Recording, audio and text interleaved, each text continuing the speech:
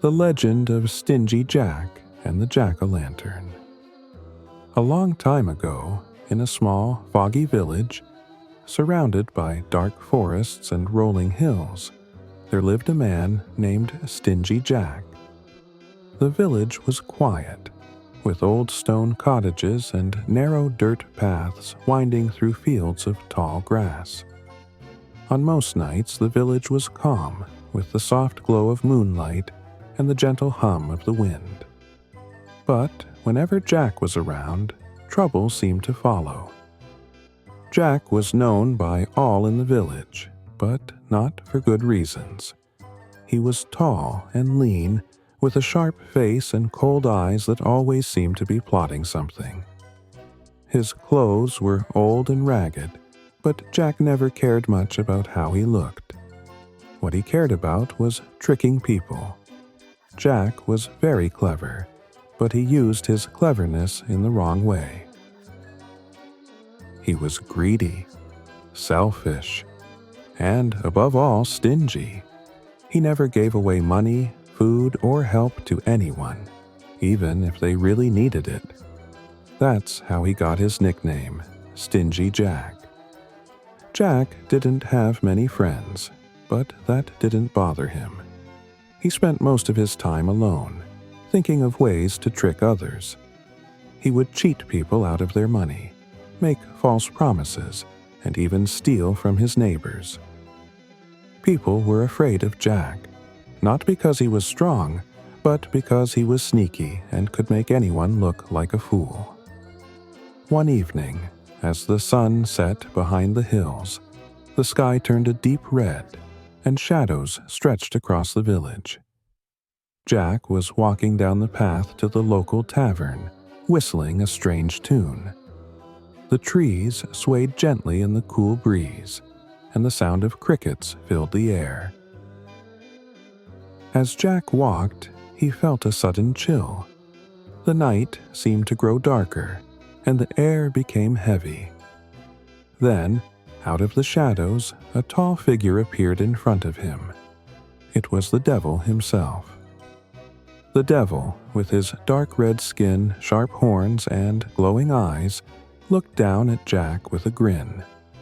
He was dressed in a long black cloak that seemed to blend into the night. His voice was deep and echoing when he spoke. "Stingy Jack," said the devil, "I've come for you. Your time has run out, and now I'm here to take your soul." But Jack, despite feeling a shiver of fear, didn't panic. He had tricked many people before, and he thought he could trick the devil too. "Oh, you're here for me?" Jack said, pretending to be calm. "Well, before you take me, don't you think we should have one last drink together?" I mean, it's not every day that the devil himself comes to visit. The devil thought for a moment. He wasn't in a hurry, and he was amused by Jack's boldness. "Very well," the devil agreed. "One last drink." They walked together to the tavern. Inside, the fire crackled, and the warm light flickered on the wooden walls. Jack ordered the finest drink in the house. They sat by the fire, and Jack made jokes and told stories as if he didn't have a care in the world. The devil watched, amused but also curious about Jack's plan. When it was time to pay for the drinks, Jack suddenly looked into his pockets and made a face. "Oh no," he said, "I don't have any money, but you, being the powerful devil, could easily help, right? You could turn into a coin, and I'll use you to pay the bartender. Then, once we leave, you can change back." The devil, confident that Jack couldn't outsmart him, agreed. He snapped his fingers and turned into a shiny silver coin. But as soon as the devil transformed, Jack quickly grabbed the coin and put it in his pocket, right next to a small silver cross he always carried. The The cross's holy power trapped the devil in his coin form, and he couldn't escape. The devil, furious, begged Jack to let him go. "You tricked me, Jack," he growled from inside the coin. "Let me out." Jack smiled slyly. "I'll let you go, but on one condition. You must promise not to take my soul for the next 10 years.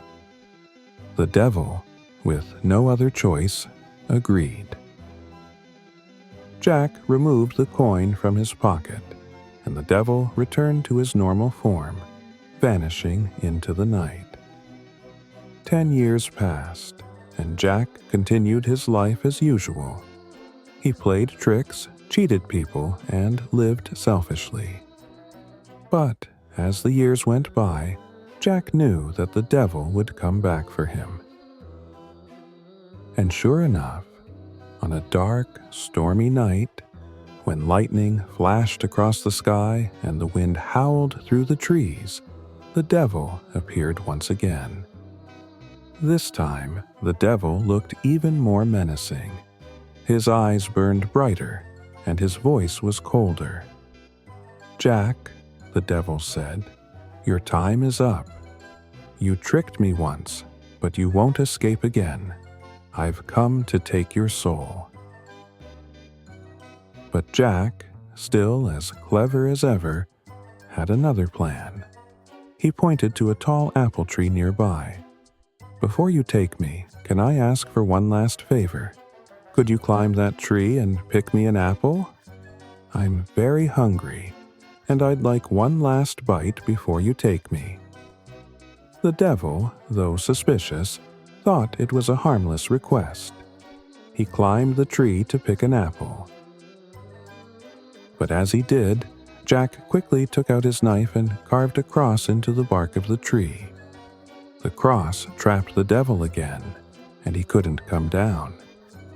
Once again, Jack had tricked the devil. "I'll let you down," Jack said, "but this time you must promise never to take my soul. Ever." The devil, furious but powerless, had no choice but to agree. Jack erased the cross, and the devil disappeared into the shadows. Years passed, and Jack grew older. His tricks and selfish ways never changed, but his body did. One cold, windy night, Jack finally died.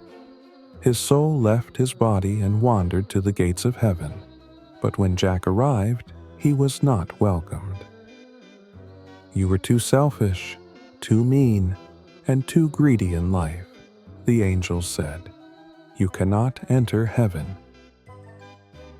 With nowhere else to go, Jack wandered down to the gates of hell, hoping the devil would let him in. But the devil, still angry at Jack's tricks, refused to let him enter hell too. "You made me promise never to take your soul," the devil said with a cruel smile. "Now you're stuck, with no place to go." The devil gave Jack a single burning coal and sent him away. Jack, lost and alone, carved out a turnip he found nearby and placed the coal inside to light his way. From that day on, Jack wandered the earth with his turnip lantern, searching for a place to rest but never finding one. Villagers began to tell stories of Stingy Jack, the man who tricked the devil and now wandered forever with his lantern. They called him Jack of the Lantern, or Jack-o'-lantern. As time passed, people carved their own lanterns out of pumpkins, placing lights inside to scare away Jack's spirit and other wandering ghosts on Halloween night. And that is why, every year, we carve pumpkins into jack-o'-lanterns, to remember the tricky, stingy man who fooled the devil but could not escape his fate. If you enjoyed the tale, be sure to give it a thumbs up and subscribe for more exciting tales. See you next time!